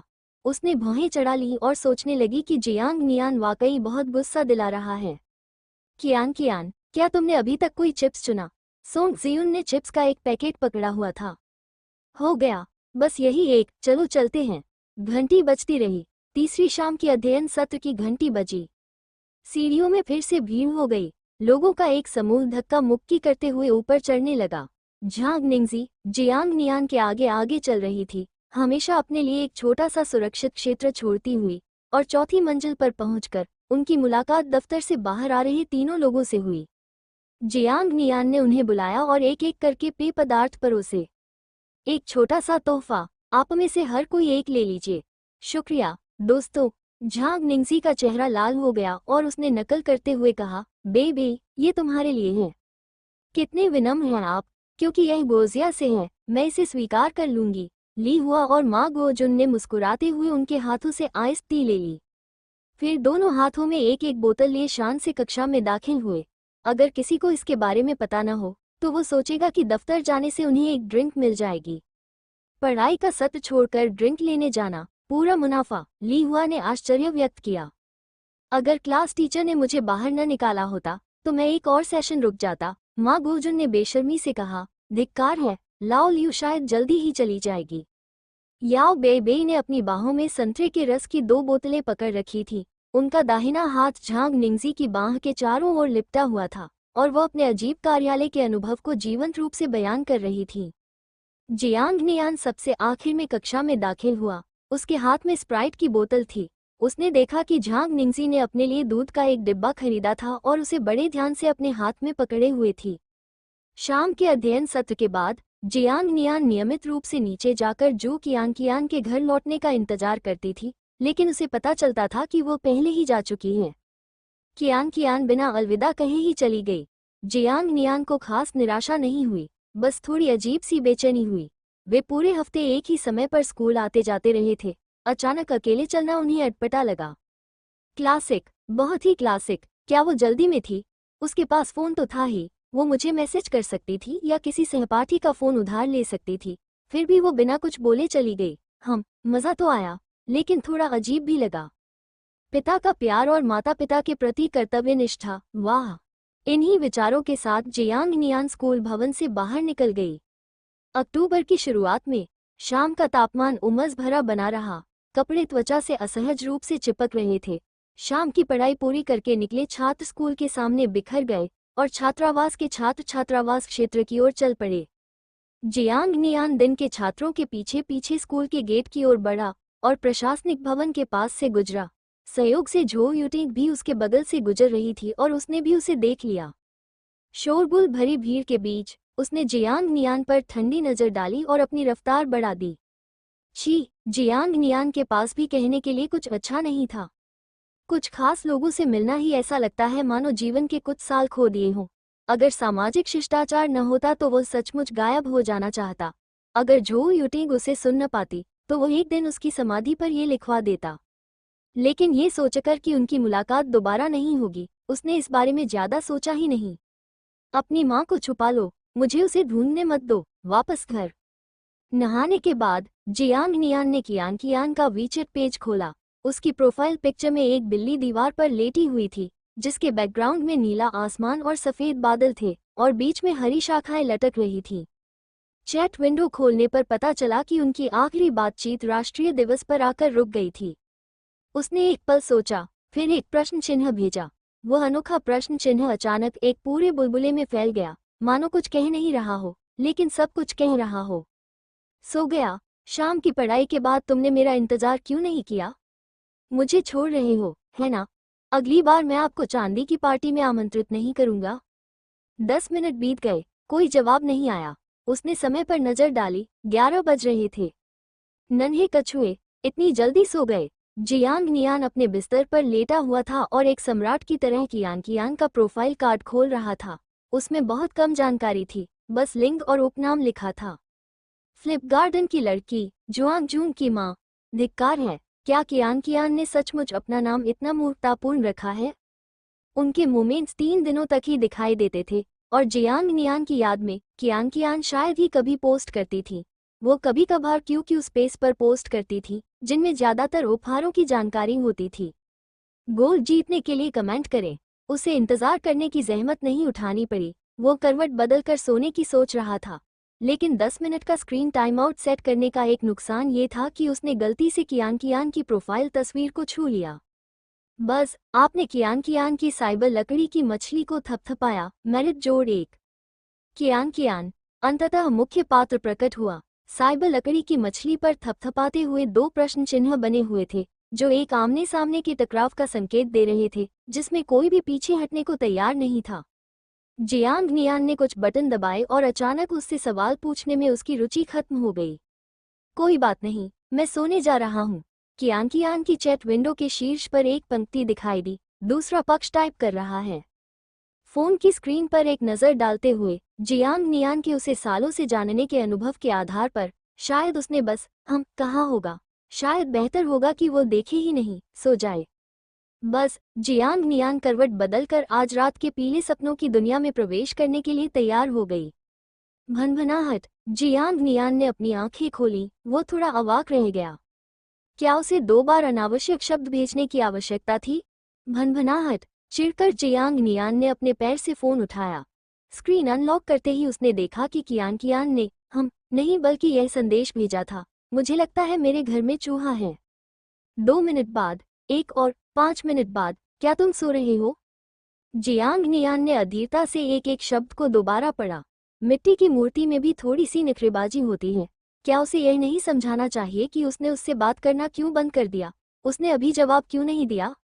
लेकिन बुनियादी शिष्टाचार के चलते, उनके रिश्ते को ध्यान में रखते हुए, उन्होंने सौहार्दपूर्ण जवाब दिया। मुझे पता है आपके पास चूहा है, धन्यवाद, लेकिन मुझे अभी भूख नहीं है। कियान कियान, आपकी बातें बहुत ही विशिष्ट हैं। मेरा मतलब है, क्या आपके पास कोई अच्छा समाधान है? जियांग नियान, एक तरीका है, ध्यान से सुनो। जमीन पर घुटने टेक कर दादा चूहे से विनती करो कि वो तुम्हें डराए नहीं, फिर दिन के समय चूहे के बिल के बाहर एक रस्सी लटका दो। कियान कियान, आंखें घुमाते हुए, ये किस तरह की बेकार की बकवास है? इंसानी भाषा में बात करो। उसने जवाब दिया, इसे मार डालो। मैं इसे पकड़ नहीं पा रही हूँ, पता नहीं ये कहाँ छिपा है। कियान कियान ने जल्दी से टाइप किया, मुझे एक बिल्ली पाल लेनी चाहिए थी, कम से कम वो चूहे को तो पकड़ लेती। वो लगभग बिल्लियों के बारे में कुछ बुरा कहने ही वाला था, लेकिन उसे डर था कि टिकटॉक से उसे देवी पैन की थाली उसके सिर पर न पड़ जाए। बूढ़े जू को साफ सफाई बहुत ज्यादा पसंद है, हल्का सा ओसीडी है, ऐसी चीजें बर्दाश्त नहीं कर सकते, और अगर बिल्ली तुम्हारे सामने पूरा चूहा निगल जाए तो? बस करो, मुझे घिन मत दिलाओ। कियान कियान ने सिहरन वाला इमोजी भेजा, जल्दी से कोई उपाय सोचो, मैं पागल हो रही हूँ। बूढ़ा जू घर पर नहीं है। जियांग नियान ने अपने संदेश के आखिरी कुछ शब्दों को धीरे से देखा और एक पल के लिए हिचकिचाई। ठीक है, तुम्हारे पापा आ रहे हैं। कियान कियान, मध्यमा उंगली इमोजी। जियांग नियान बिस्तर से उठा, चुपचाप अपने कमरे से बाहर निकला और धीरे से दरवाजा बंद कर दिया। सामने का दरवाजा पुराना था, जब तक वो धीरे धीरे चलता तब तक कोई आवाज नहीं होती। अन्यथा आधी रात को कोई यह सोच सकता है कि स्पीकर से जुड़ा कोई वीडियो चल रहा है। अपना दरवाजा बंद करने के बाद जियांग नियान ने सीधे सामने वाले दरवाजे पर दस्तक नहीं दी। उसने कियान कियान को संदेश भेजने के लिए अपना फोन निकाला। गलियारे में ध्वनि से जलने वाली बत्तियां नहीं जली, गलियारा घोर अंधेरा था। मैं यहाँ हूँ। थोड़ी देर बाद उसने दरवाजे की दरार से हल्की सी रोशनी निकलते हुए देखी। फर्श पर चप्पलों के घिसटने की धीमी सी आवाज गूंजती हुई आई, जिसने थोड़ी सी रोशनी को रोककर फिर सन्नाटा छा गया। उसका फोन बज उठा। एक संदेश घबराहट भरी निगाहों से स्क्रीन पर दिखाई दिया। क्या तुम सचमुच बाहर हो? कोई आवाज क्यों नहीं आ रही? जियांग नियान अवाक रह गई। उसने जवाब देने के लिए एक संदेश संपादित किया। क्या मैं तुम्हारे लिए पीले बालों वाला रैप करूं? एक क्लिक की आवाज के साथ रात के सन्नाटे में दरवाजे की कुंडी खुलने की तीक्ष्ण ध्वनि सुनाई दी। फिर दरवाजा धीरे धीरे खुला और बैठक कक्ष की रोशनी धागों की तरह बाहर फैल गई। कियान कियान और जियांग नियान ने राहत भरी निगाहों से एक दूसरे को देखा। बिना कुछ बोले उसने अपना सिर झुकाकर उसे जल्दी अंदर आने का इशारा किया, देर न करने को कहा। जियांग नियान अंदर आया और मुड़कर देखा तो वह सावधानी से दरवाजा बंद कर रही थी। जब दरवाजा पूरी तरह से बिना आवाज किए बंद हो गया, तभी उसने उसकी ओर देखा। क्या ओल्ड जू घर पर नहीं थे? इतना गुप्त क्यों? क्या ये कोई गुप्त मुलाकात हो सकती है? उसने गुलाबी आड़ू के फूलों से सजी एक पतली सफेद नाइट ड्रेस पहनी हुई थी। उसके बाल थोड़े बिखरे हुए थे, जिन्हें लापरवाही से जूड़े में बांधा गया था, और होंठ गुलाबी और चिकने थे। आप कहाँ देख रहे हैं? आप? अरे गंदे आदमी, घूरना बंद करो, काम पर लग जाओ। अरे, मैं तुम्हारे लिए आधी रात को चूहा पकड़ रहा हूँ, और यही तुम्हारा रवैया है? जियांग नियान फ्रिज की ओर दौड़ा, खुद के लिए एक कोक निकाला और सेल्फ सर्विस मोड चालू कर दिया। फिर भी वो कियान कियान के तौर तरीकों से पहले से ही परिचित था, क्योंकि उसका भी आमतौर पर ऐसा ही बेफिक्र अंदाज होता था। वे एक जैसे स्वभाव के पक्षी थे। जियांग नियान को उससे कोई उम्मीद नहीं थी। वे दोनों एक दूसरे को भली भांति जानते थे। शब्दों को व्यर्थ करने के बजाय पहले ठंडी कोक पी लेना बेहतर था। तुम्हें कल बारबेक्यू खिलाऊंगा। 3 वाक्य बोलने वाले पापा। दोनों ने एक साथ बोलते हुए अपनी आंखें सिकोड़ ली, मानो कह रहे हो तुम बदमाश हो। स्कूल के गेट पर होने वाला बारबेक्यू मुझे लगभग हर दूसरे दिन पेट खराब कर देता है। यह एक बंद डिब्बे के अंदर एक और बंद डिब्बे जैसा है। जियांग नियांग गुस्से से भड़क उठी। वो एक दुष्ट चुड़ैल है, उसे पता नहीं कि राजा की हत्या मौत की सजा के लायक है। और तुम मुझसे कितनी बेहतर हो। जू कियान ने ताना मारते हुए कहा, मैं अपने पिताजी को बताऊंगी, तुम मेरा फायदा उठा रही हो। क्या बकवास है। कुछ कहासुनी के बाद जियांग नियान आखिरकार काम पर लग गई। लगभग आधी रात हो चुकी है और कल हमें स्कूल के लिए जल्दी उठना है। साथ ही अंग्रेजी का एक क्विज भी है। अच्छी नींद के बिना हम नहीं पहुंच पाएंगे। बेहतर है कि इसे जल्दी खत्म करके वापस सो जाएं। बैठक कक्ष में चारों ओर घूमने के बाद भी जियांग नियान को चूहे का कोई सुराग नहीं मिला। क्या आपको यकीन है कि जेरी नाम का कोई व्यक्ति है? मैं तुमसे झूठ क्यों बोलूंगी, क्या मैं ऊब रही हूँ? जू कियान ने दांत पीसते हुए कहा। अचानक उसे कुछ सूझा, शायद इसलिए कि बत्तियां जल रही हैं और चूहा बाहर नहीं निकल रहा है। तो क्या हमें बत्तियां बंद कर देनी चाहिए? जियांग नियान अचानक शर्मा गई और शरारती अंदाज में बोली, दरअसल मुझे बत्तियां जलती हुई ही पसंद हैं, मुझे बेहतर दिखाई देता है। जू कियान ने मुट्ठी भींचते हुए पूछा, तुम्हारी पसंद के बारे में किसने पूछा? जियांग नियान को कई चूहे पकड़ने वाले जाल मिले और उसने उन्हें सोफे और फ्रिज की दीवारों के किनारे लगा दिया। उसने जू कियान के कमरे के दरवाजे पर भी एक जाल लगाया और हाथ में रबर की छड़ी पकड़ी हुई थी। क्लिक, बत्तियां पूरी तरह से बंद हो गईं। अचानक दोनों अंधेरे में घिर गए। कुछ सेकंड बाद वे धीरे धीरे अंधेरे के आदी हो गए। बैठक का कमरा घोर अंधेरा था। वे कुछ दूरी पर खड़े थे, अंधेरे में एक दूसरे के चेहरे धुंधले ढंग से देख पा रहे थे। अंधेरे में जियांग नियान को ऐसा लगा जैसे जू कियान ने अपना सिर दूसरी तरफ घुमा लिया हो और उसकी नजरों से बच रही हो। अचानक एक चहचहाने की आवाज सुनाई दी। ये रहा, जू कियान ने कहा। हम। जियांग नियान ने जू कियान को वहीं रुकने का इशारा किया और चुपचाप आवाज की दिशा में बढ़ते हुए रबर की छड़ी को कसकर पकड़ लिया। चूहे को खतरे का आभास हो गया। कुछ पल की खामोशी के बाद वो अचानक सोफे से बाहर निकल भागा। जू कियान चीख पड़ी और जियांग नियान ने फुर्ती से उस परछाई पर बिजली की तरह तेज 5 वार किए। उस क्षण मास्टर माँ की शक्ति पूरी तरह से प्रकट हो गई। सम्राट जेरी, हालांकि फुर्तीला था, फिर भी चोट से बच नहीं सका और तुरंत कोने की ओर भागने लगा। दीवार की रेखा का अनुसरण करते हुए वो बिजली की तरह तेजी से आगे बढ़ा। चहचहाहट चहचहाहट चहचहाहट। तेजी से चलती हुई परछाई अचानक रुक गई, मानो किसी बंद कमरे में फंसे जासूस की तरह जो बेताब होकर संघर्ष कर रहा हो, जोर जोर से चिल्ला रहा हो और इंसानों को पास आते हुए देख रहा हो। क्या तुमने इसे पकड़ लिया? जू कियान ने लार का एक घूंट निगला। बत्तियां जला दो। क्लिक, अचानक बत्तियां जल उठी। जियांग नियान के ठीक सामने एक चूहे के जाल पर सम्राट जेरी की आकृति थी, विशाल और अपमानित, इस छोटी सी जगह में दबी हुई। ब्लू ट्रैप का एक और टुकड़ा गिर गया था और उसके बगल में बिखरा पड़ा था। मुझे कहना पड़ेगा, ये चूहा। जियांग नियान गंभीर भाव से नीचे बैठ गई और उसे ध्यान से देखने लगी। चूहे को क्या हुआ है? जू कियान तुरंत घबरा गई और उसके पास जाकर खुद को पूछने से रोक नहीं पाई, क्या इसने अपने साथियों के ठिकाने कबूल कर लिए हैं? नहीं, मेरा मतलब है, ये काफी आकर्षक दिखता है। भाड़ में जाओ। छी छी, तुम ऐसा कैसे कर सकती हो? जियांग नियान ने अपना सिर घुमाया और संयोग से उसकी सफेद नाइट गाउन से दिख रही उसकी सुडौल पिंडली पर उसकी नजर पड़ी। चप्पलों से झांकती गुलाबी उंगलियां चमकदार, करीने से व्यवस्थित, छोटी और प्यारी लग रही थी और नाक में दूध और बॉडी वॉश की हल्की सी खुशबू फैली हुई थी। बिल्कुल पड़ोस की लड़की जैसा एहसास। मुझे पहले कभी इस बात का एहसास क्यों नहीं हुआ? जू कियान में देवी जैसी आभा है। क्या गड़बड़ है? जू कियान को लगा कि उसे एक और चूहे के निशान मिले हैं और वह सचमुच घबरा गई। कुछ नहीं, बस अचानक कुछ एहसास हुआ। क्या? भाई, तुम्हारी खुशबू अच्छी है। तुम मर जाओ, विकृत मानसिकता वाले। जू कियान शर्म से लाल हो गई और उसने उसे पैर से धक्का देकर गिरा दिया, शायद शर्मिंदगी के कारण, जबकि उसका इरादा पहले जियांग नियान को चले जाने के लिए कहने का था। अंत में शारीरिक आंसुओं से भरी हुई जू कियान की आंखों से एक शब्द निकल पड़ा, रिबिट। पल भर में माहौल शांत हो गया और दोनों अपनी हंसी नहीं रोक पाए। वे थोड़ी देर तक हंसते रहे। हंसना मना है। हा हा हा, तो पहले तुम। हा हा, हंसना बंद करो। हा हा। जियांग नियान वहीं हंसती रही, जबकि जू कियान ने गंभीर रहने की कोशिश की लेकिन खुद को रोक नहीं पाई और मुंह फेर लिया। जियांग नियान, तुम बहुत परेशान करने वाली हो। हा हा हा, कमाल है। जियांग नियान इतना हंसा कि उसके पेट में दर्द होने लगा और गोंद के जाल को बंद करते हुए बोला, बुरा नहीं है रात में मेढक की आवाज सुनना। मैं टर्रा क्यों नहीं सकती। सम्राट जेरी के ताबूत को दरवाजे तक ले जाते हुए जियांग नियान ने शरारती मुस्कान के साथ कहा, मुझे एक टर्रा दो और मैं तुरंत लुढ़क कर चली जाऊंगी। जू कियान का चेहरा पूरी तरह लाल हो गया था, मानो वो उसे 2 बार थप्पड़ मारना चाहती हो। जियांग नियान के जाने के बाद भी उसका चेहरा लाल होना नहीं छोड़ा। उसने चुपचाप दरवाजा बंद किया और अपने कमरे में लौट गई।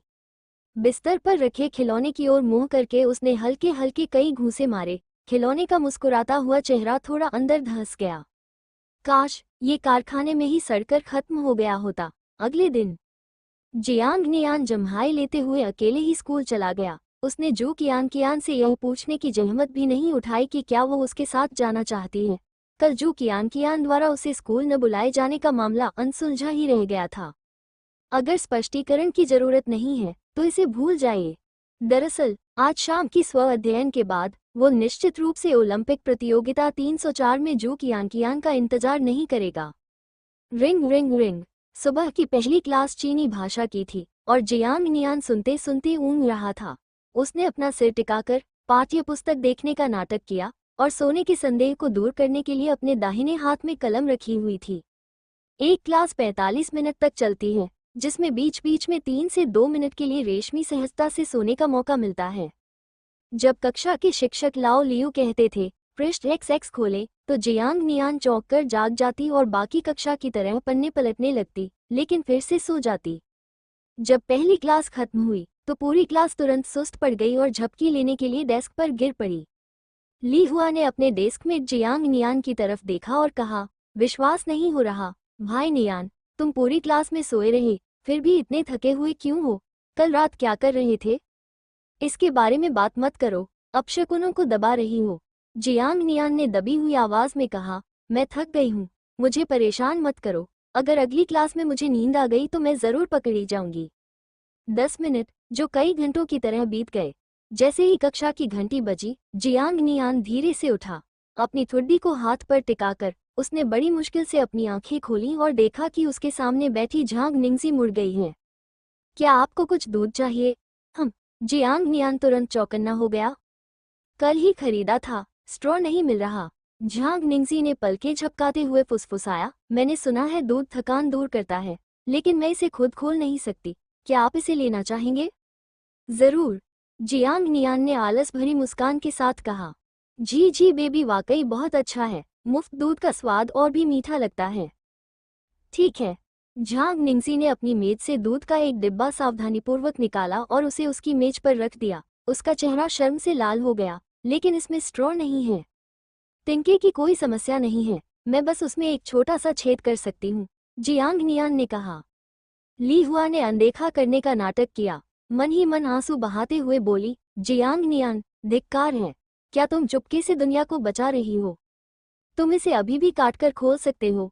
झांग निंगजी एक मासूम जिज्ञासु बच्चे की तरह थी। हाँ, यह आसान है, बस इसे इस तरह करना है। जियांग नियान ने दूध के डिब्बे के एक कोने को पकड़ा और कुशलता से उसे काटकर खोल दिया। देखो, ये खुल गया। ली हुआ ने सोचा, ठीक है, तुमने इसे खोल ही दिया, और मैं तो बस बेहोश होने ही वाली थी। उसे ऐसा महसूस हो रहा था जैसे वह क्लासमेट्स लिटिल सिस्टर फिल्म का वो बड़ा भाई हो, जो 2 घंटे से डेस्क पर बैठा हुआ था और बिना किसी रुकावट के अपना होमवर्क करने का नाटक कर रहा था। अंत में जब क्लास खत्म हुई तो नानटोंग फिर से पागलपन करने लगी। कुछ लोग एक ही जगह पर जमा हो रहे थे, जबकि अन्य लोग आगे और पीछे से एक दूसरे को गले लगा रहे थे, पागलों की तरह ज्वार की तरह उमड़ रहे थे। ओलंपिक प्रतियोगिता के तीसरे चरण में प्रतिभाशाली लोगों की भरमार थी और सीखने का माहौल भी बहुत अच्छा था। मानव संक्रमण की एक घटना सामने आई जिसकी ऊर्जा हर जगह फैल गई। अरे यार, ली हुआ अभी अपनी सीट पर ही बैठा था कि माँ गोजुन और कुछ अन्य लोग दौड़कर आए, उसके हाथ पैर पकड़ लिए और उसे बलि के सूअर की तरह उठा लिया। जियांग नियान, मुझे बचाओ। उसकी चिंता मत करो जियांग नियान, आज हम उसकी देखभाल करने के लिए यहाँ आए हैं। माँ गोजुन ने अपना चश्मा ठीक किया। जियांग नियान अपनी सीट पर असहज होकर बैठा रहा, फिर खड़ा हुआ और बोला, आखिरकार वह मेरा भाई है। ऐसे ही चुपचाप खड़े रहना वफादारी नहीं दर्शाता। मैं बायां पैर ही लूंगा, मुझे किसी और पर भरोसा नहीं होगा। अरे यार, आखिरकार मेरा रुका हुआ दिल शांत हो गया। क्लास के लंबे ब्रेक के दौरान आराम करने के लिए केवल 3 मिनट का समय दिया जाता था, जिसके बाद दौड़ने की तैयारी की घंटी बजती थी। अकादमिक कार्यालय के नियम के अनुसार तीसरे वर्ष के सभी छात्रों को दौड़ने के अभ्यास के लिए नीचे जाना अनिवार्य था। 3 मिनट के भीतर ली हुआ 2 बार अरूबा से गुजरा और निराश महसूस कर रहा था, लेकिन खुद को सबके सामने लाकर उसने जल्दी ही जियांग नियान को ओलंपिक प्रतियोगिता के तीसरे दर्जे के कुछ लड़कों के समूह में शामिल कर लिया। जियांग नियान ने गौर किया कि ली हुआ कक्षा के उन लोकप्रिय और भावनात्मक रूप से बुद्धिमान लड़कों में से एक था। वो ऐसा लड़का था जो गली के कुत्तों से भी बात कर सकता था और कक्षा के अंदर और बाहर उसके बहुत सारे दोस्त थे। झांग निंगजी की बात करें तो क्लास खत्म होते ही याओ बेबे उसे खींचकर वॉशरूम ले गई। लड़कियों के छोटे छोटे समूहों में घुलना मिलना मुश्किल था और याओ बेबे वॉशरूम में कूटनीति का इस्तेमाल करते हुए उसके लिए उस समूह को तोड़ने की कोशिश कर रही थी। सभी युवा सहपाठी दुष्ट नहीं थे, वे नए छात्रों को अपने अपने तरीके से सामूहिक परिवेश में ढलने में मदद कर रहे थे।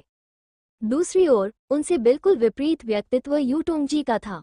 कक्षा में प्रवेश करने के बाद से यू टोंगजी कक्षा में सक्रिय रूप से प्रश्नों के उत्तर देता था। उसकी आवाज़ बाकी सभी पर भारी पड़ती थी। कक्षा के बाद वह सोता नहीं था बल्कि चुपचाप अपनी डेस्क पर अभ्यास करता रहता था। यह व्यक्ति अजेय था। बच्चे, तुम तो अपराजय हो। सौभाग्य से ये चीनी युवाओं का एक हिस्सा था और उसी कक्षा के अधिकांश लोग उसे थोड़ा अजीब मानते थे। वे अपने खाली समय में उसके बारे में पीठ पीछे बातें करते थे, लेकिन वे जाकर उसे तंग नहीं करते थे। चलो, व्यायाम का समय हो गया है। जियांग नियान और ली हुआ एक दूसरे के कंधों पर हाथ रखे हुए पहले समूह के पास से गुजरी और यू टोंगजी की ओर देखा, जो अंग्रेजी शब्दावली की किताब पकड़े हुए था और अकेले ही दौड़ने के अभ्यास के लिए नीचे जाने की तैयारी कर रहा था। सचमुच एक मेहनती नौजवान। एक विचित्र व्यक्ति होने के बावजूद वो फिर भी एक इंसान ही था। कैसे? क्या तुम उस ढोंगी को जानते हो? ली हुआ ने पूछा। वो कक्षा में सबसे ज्यादा दिखावा करने वाला है, एनीमे के नायक की तरह व्यवहार करने की कोशिश करता है, शून्य कक्षा के छात्र से भी ज्यादा। जियांग नियान ने सिर हिलाते हुए कहा, पहचान नहीं है। वो बुराई का बदला बुराई से नहीं लेता, लेकिन हर छोटी मोटी बात पर बदला भी नहीं लेता। जो लोग उसकी पीठ पीछे बुराई करते हैं उन्हें वो आमतौर पर अनसुना कर देता है। स्कूल एक बड़े रंग के नौसिखियों के संग्रह केंद्र की तरह था, जहां अनगिनत छोटे बड़े पैकेजों को साफ करने की आवश्यकता थी। दौड़ लगाने का अभ्यास कोई खास नहीं था, कुछ लोग तो बस किसी तरह इसे पूरा कर पाए। गोल मटोल मा गोजुन पहले 2 चक्करों तक जियांग नियान के साथ दौड़ा, फिर अचानक गायब हो गया।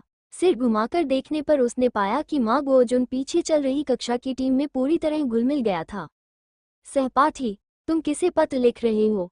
मा गोजुन ने पतले दुबले शरीर के साथ दौड़ते हुए अपने चश्मे को ठीक किया और अजीब तरह से कहा, अरे, मुझे थोड़ा समय निकालने दो, बगल में ही क्लास है।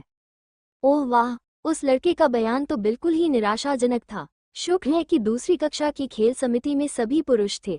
हालांकि आधे मिनट के भीतर ही मोटे ताजे मा गोजुंग घबराए हुए चेहरे के साथ तेजी से जियांग नियान के पास वापस आ गया।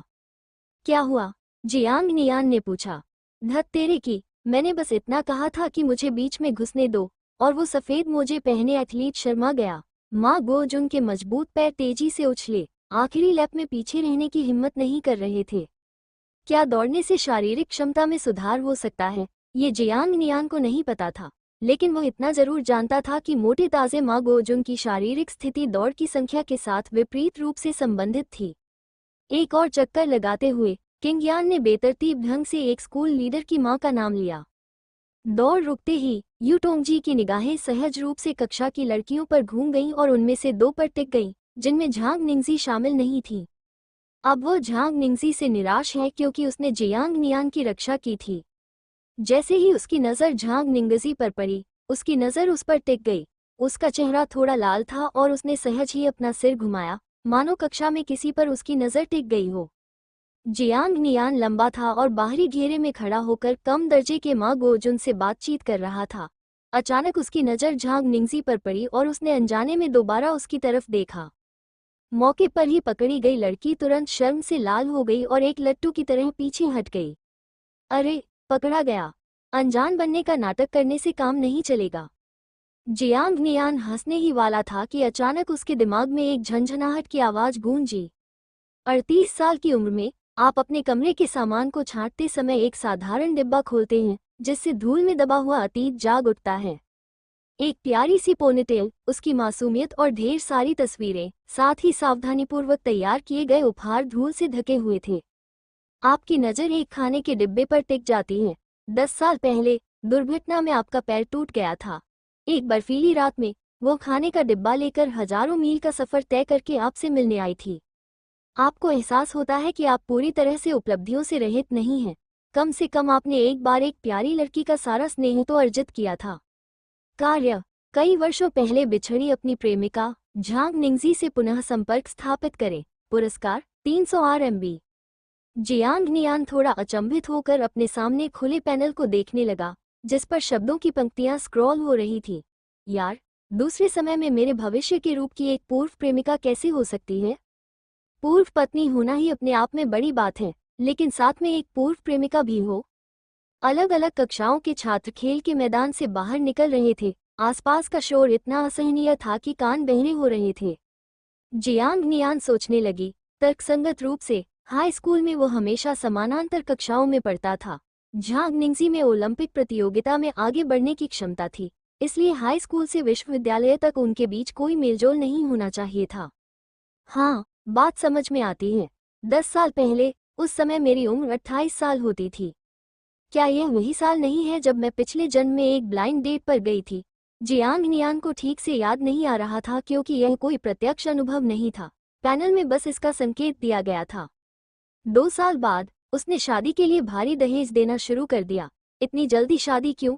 इतनी अच्छी गर्लफ्रेंड होने के बावजूद वो उसकी पूर्व प्रेमिका कैसे बन गई? और उसी साल उसे ब्लाइंड डेट्स पर जाने के लिए मजबूर होना पड़ा। ये जीवन अनुकरण नहीं, ये जीवन समीक्षा खेल वास्तव में दिमाग घुमा देने वाला है।